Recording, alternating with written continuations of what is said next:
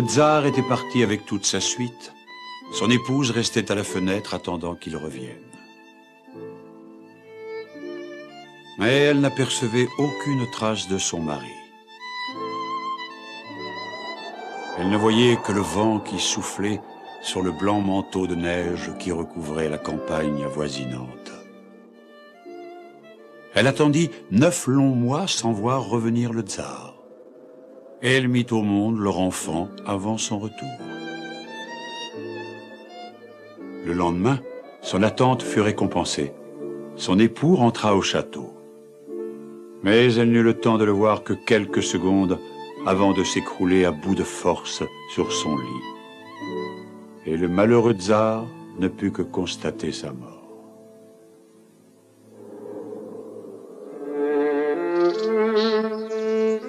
Le tsar porta le deuil pendant près d'1 an. Puis il décida qu'il était nécessaire qu'il se marie à nouveau dans l'intérêt du royaume. Alors il choisit une épouse très belle et très intelligente, mais elle était aussi très égoïste et très jalouse. Parmi les cadeaux de mariage se trouvait un miroir magique. Il était magique car il pouvait parler, et quand la reine était joyeuse, elle plaisantait avec lui.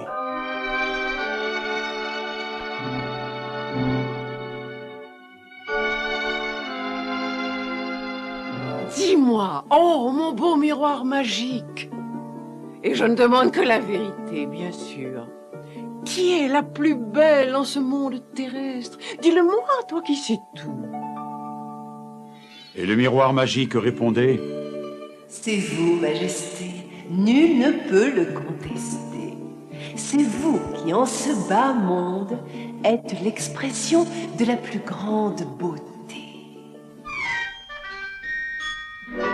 Tu as bien raison.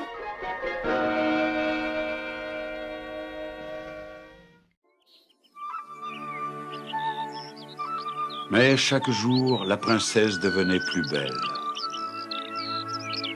Sa peau avait la blancheur pure de la neige tombant du ciel. Ses yeux étaient profonds et tendres. Sa gentillesse et sa beauté avaient séduit le jeune prince. Et très vite, ils décidèrent de se marier.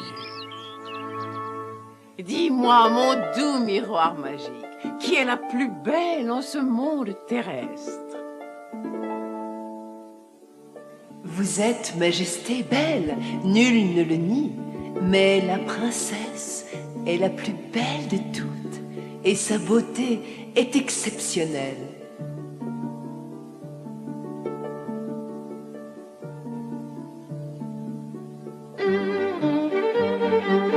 Ah!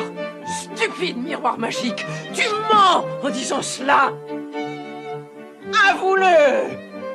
Je suis la plus belle d'entre toutes les belles. Que ce soit de ce côté-ci de la forêt ou de l'autre, il n'est nulle beauté comparable à la mienne. La princesse est la plus belle de ce côté-ci de la forêt et de l'autre aussi. Oh! Aveuglée par la jalousie, la reine décida de se venger de la jeune princesse. Elle réveilla brutalement sa femme de chambre, qui, voyant la fureur dans le regard de sa maîtresse, crut qu'elle avait commis une faute. Je veux que tu conduises la princesse au plus profond de la forêt et que tu l'abandonnes. Elle n'est jamais allée dans la forêt et elle se perdra vite. Elle sera vite dévorée par les loups.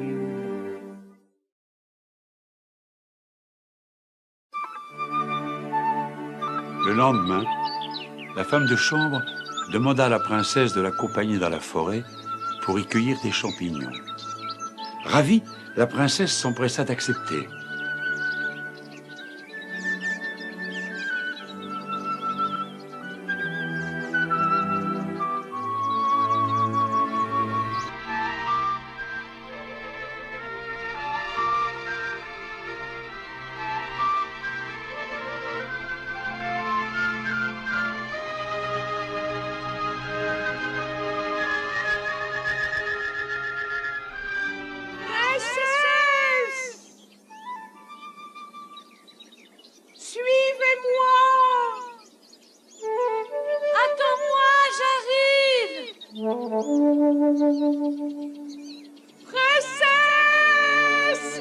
La princesse se laissait guider par la voix. Où es-tu?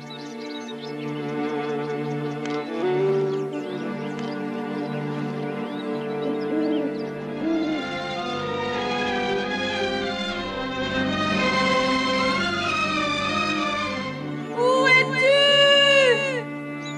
La princesse commençait à être effrayée. Où es-tu? Au bout de quelque temps, elle n'entendit plus que l'écho de sa propre voix. Où es-tu? La femme de chambre aimait bien la princesse, mais elle avait peur du châtiment que pourrait lui infliger la reine. La reine lui avait demandé d'attacher la jeune princesse à un arbre, mais elle ne le fit pas, espérant qu'elle pourrait échapper au lot. Maintenant, il fallait mentir à la reine. Alors, qu'est-ce que tu as fait de la princesse? Je vais tout vous dire, Majesté. Je l'ai laissée seule, inconsciente dans la forêt. Les bêtes sauvages ne tarderont pas à la dévorer. Vous n'avez aucune inquiétude à avoir. Elle est condamnée.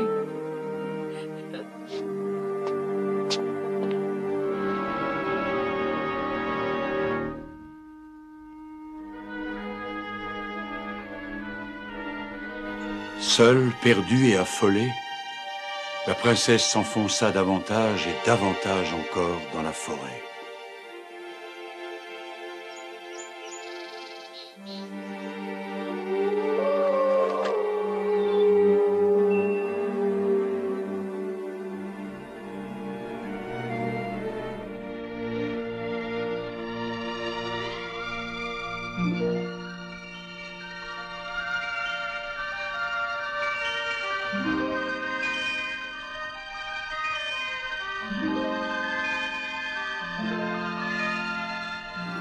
Tout à coup, il sembla qu'un miracle se produisit.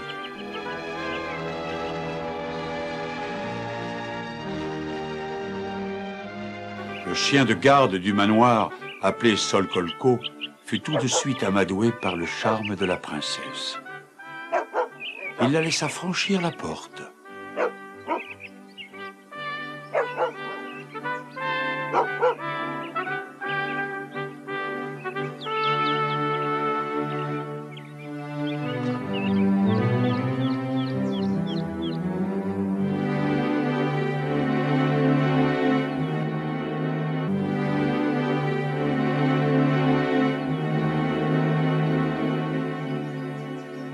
Elle s'avança inquiète, elle monta les escaliers.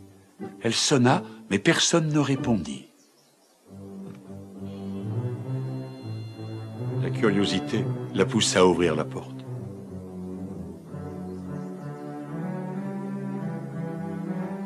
En voilà un désordre, ma parole. Je me demande qui peut bien habiter ici.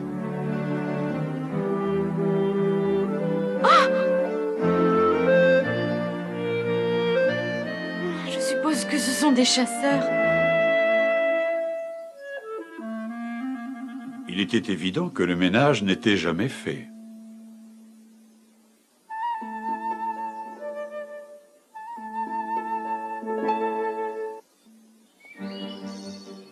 La rumeur se répandit dans le royaume.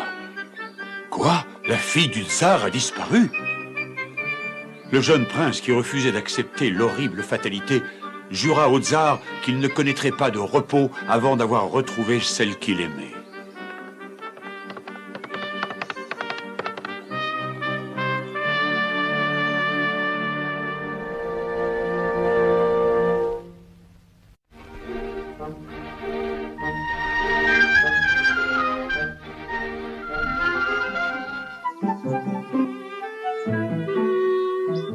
En attendant le retour des propriétaires du château, la princesse décida de se rendre utile.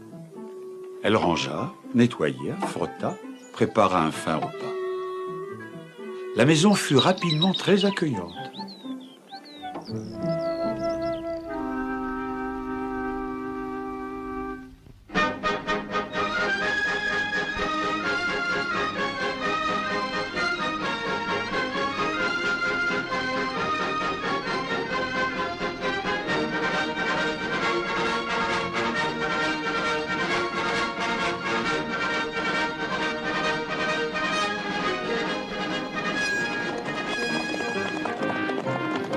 Soudain, le sol se mit à trembler. Un bruit de sabots résonna dans la cour.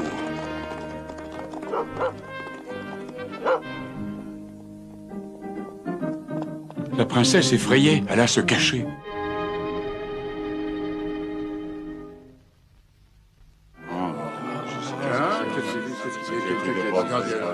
Incroyable, ça, alors. Ça, c'est un miracle. Tout est tellement... si propre, si magnifique. La maison n'a jamais été aussi accueillante.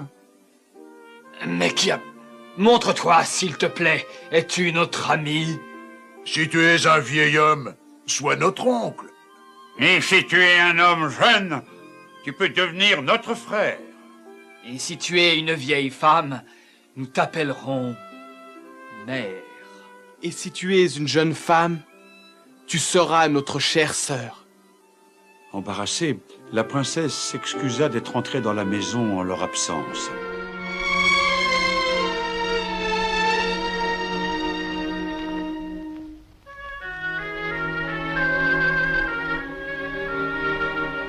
Les chevaliers, qui étaient tous frères, l'assurèrent qu'elle était au contraire la bienvenue et qu'elle serait traitée comme une sœur.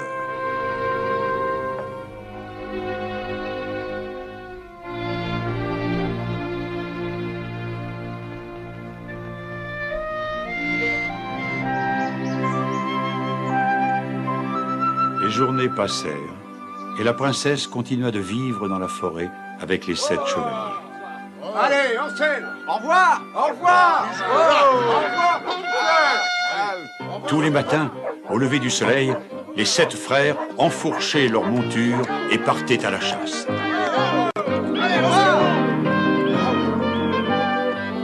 Et chaque matin, la princesse les saluait et s'attelait au travail.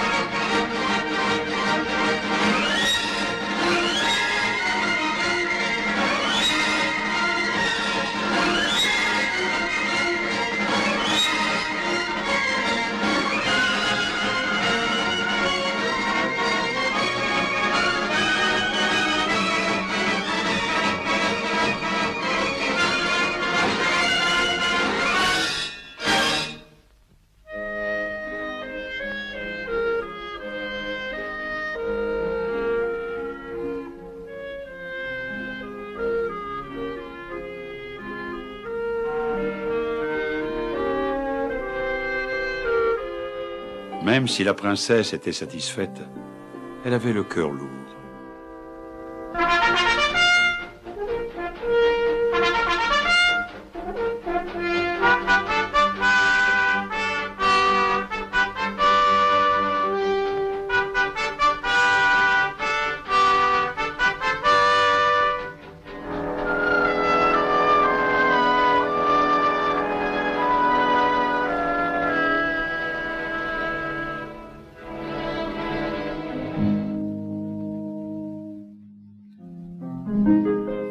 Le temps passait, et les frères aimaient chaque jour davantage la princesse.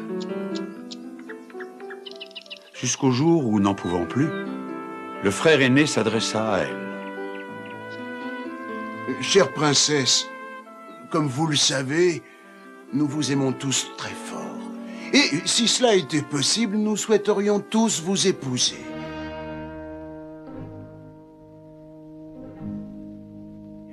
Oui, mais bien sûr, on ne le peut pas. Choisissez donc entre nous. Soyez la femme de l'un de nous. Et une sœur pour les autres. Pourquoi secouez-vous la tête de cette façon? Aucun de nous ne peut-il vous satisfaire? Je vous considère tous comme mes frères. Et que le ciel me foudroie instantanément si je ne dis pas la vérité. Mais je suis déjà fiancée à un autre. Nous étions sur le point de nous marier quand j'ai été conduite à la forêt. Et c'est là que je me suis perdue. Je peux seulement espérer qu'il est à ma recherche et que je l'épouserai un jour. Vous êtes tous très gentils et très prévenants pour moi.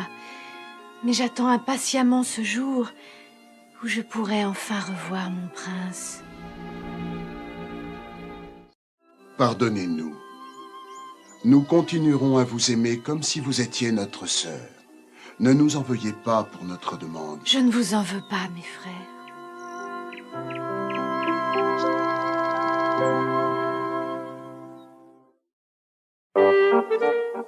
La reine, certaine de la mort de la princesse, n'hésita pas à interroger le miroir. Je te salue, ô miroir magique. Dis-moi la vérité toute crue. Qui est la plus belle d'entre toutes? Qui détient la beauté suprême? Et le miroir lui répondit: Vous êtes belle, Majesté, nul ne le conteste.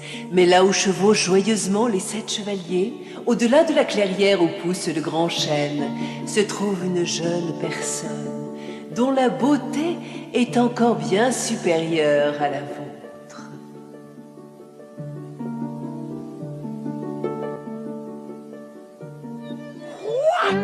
Oh! La princesse ne doit pas voir le prochain lever du soleil!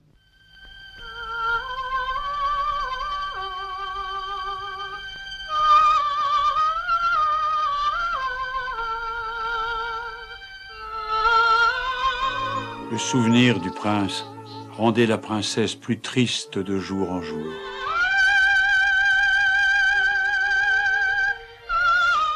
Elle ne savait pas qu'il était toujours à sa recherche.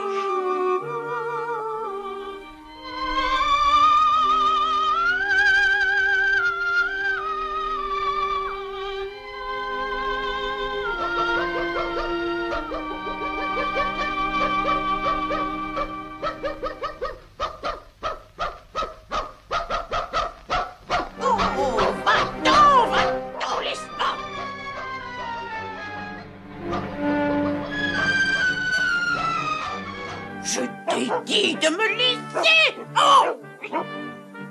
Ah, Sokolko, va-t'en, voyons. Qu'est-ce qui te prend? Ce n'est qu'une pauvre vieille femme. Arrête tout de suite. Je suis désolée, madame. Il doit être fatigué pour aboyer comme ça. Tenez. Le ciel te bénisse, ma chère enfant. Tiens, voilà quelque chose pour toi en échange. Mange cette pomme de bon cœur. Je suis certaine que tu vas te régaler.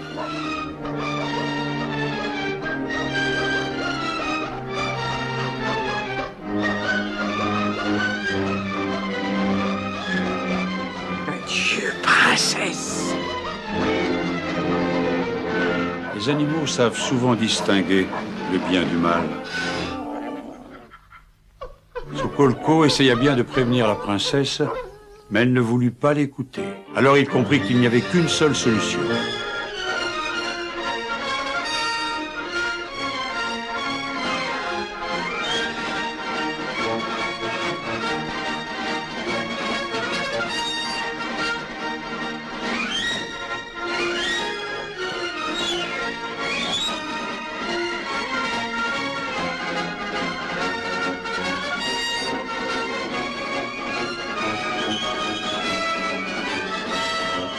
Hé, regardez, c'est Sokolko!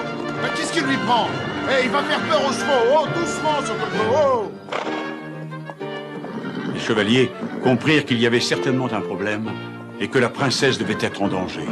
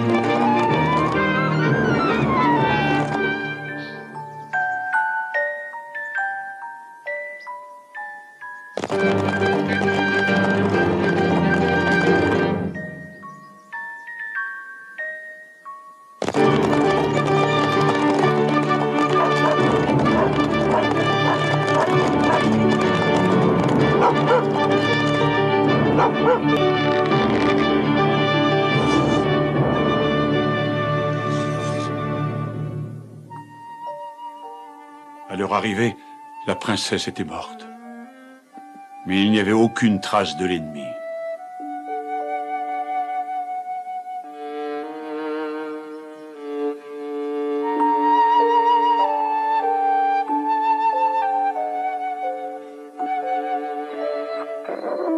Sokolko voulut la protéger jusqu'au bout en mangeant la pomme.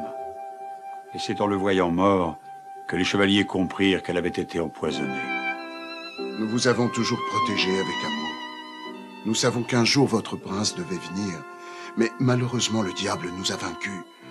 Aujourd'hui, nous sommes perdus sans vous.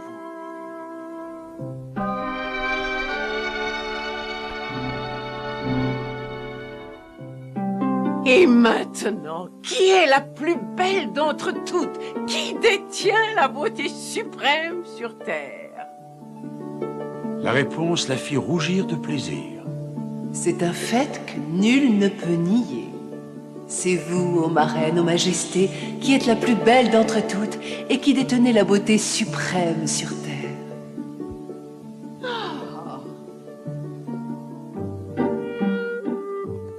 Personne n'était capable de renseigner le prince, toujours à la recherche de la pauvre princesse. Ô soleil, toi qui brilles là-haut dans le ciel, toi qui peux réchauffer la terre couverte de neige, toi qui fais fondre la glace au printemps, tu dois certainement connaître la réponse. Dis-moi, est-ce que j'ai eu une chance de pouvoir revoir la princesse que je vénère? Je dois l'épouser. Je regrette, je n'ai pas vu ta princesse. Mais je ne voyage que durant la journée. Mon ami, la lune, pourra peut-être t'aider.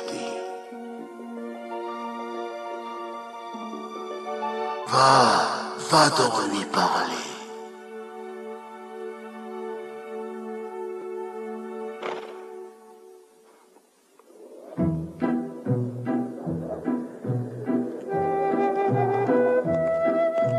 Lune, ô lune, toi qui brilles dans le ciel ou qui te caches dans les ténèbres, les étoiles te montrent un respect sans borne en s'allumant le soir et la terre te remercie de monter la garde la nuit. Tu connais sûrement la réponse à ma question. Dis-moi, est-ce que je pourrais revoir un jour la princesse que je vénère? Je dois l'épouser. Non, non. Je regrette, je n'ai pas vu la princesse. Mais comme tu le sais, il y a certains moments où je suis obligée de me reposer.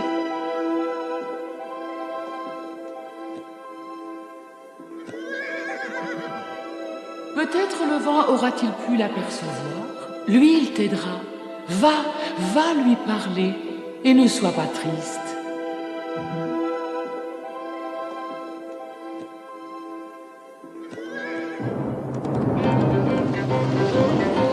Vent, ô cher vent, toi qui as le pouvoir par-delà les nuages, toi qui peux déchaîner les océans, l'air est ton royaume immense.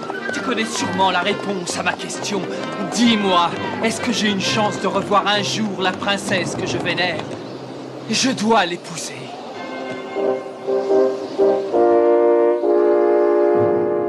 Là où un ruisseau coule paisiblement entre les arbres, se dresse une montagne large et gigantesque.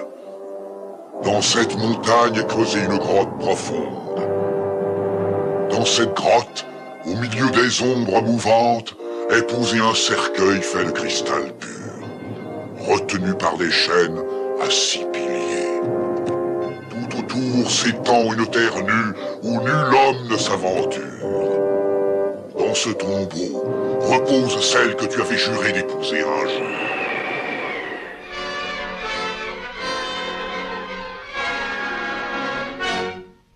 Et le vent s'éloigna. Le prince, brisé par le chagrin, décida de poursuivre sa route jusqu'au tombeau de sa bien-aimée.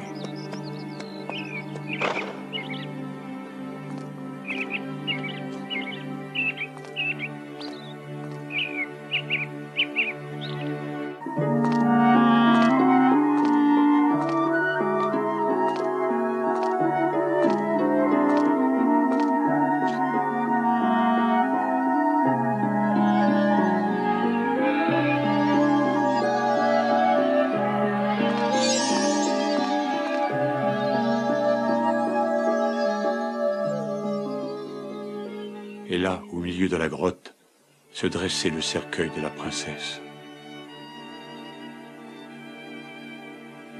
Le prince comprit qu'il n'y avait plus d'espoir et qu'il devait se résoudre à lui déposer un dernier baiser d'adieu.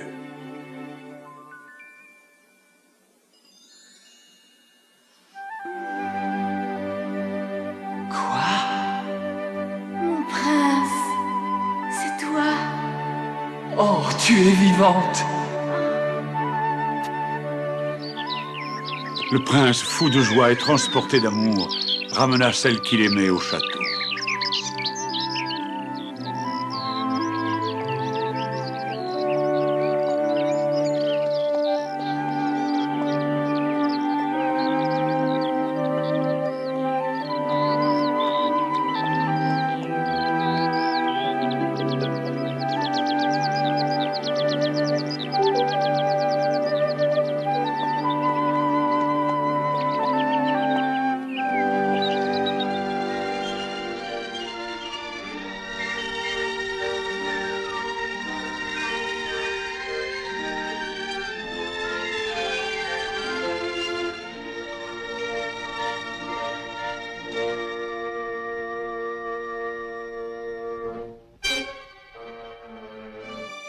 Qui est donc la plus belle d'entre toutes?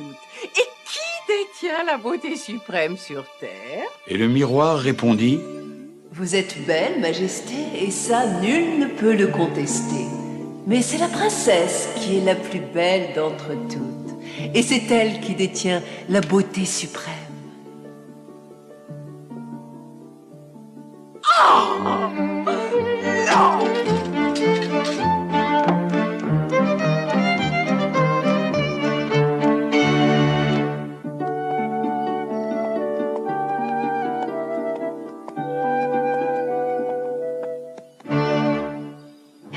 La reine mourut de rage et de dépit.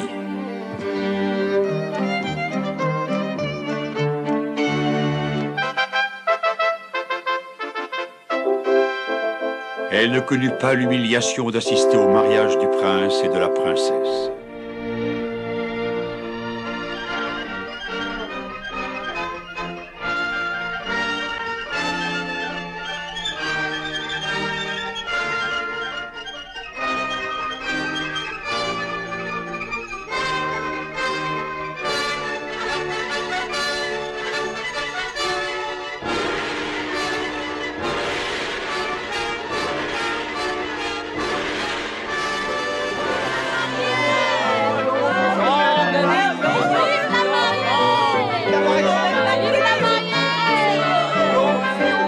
À la princesse!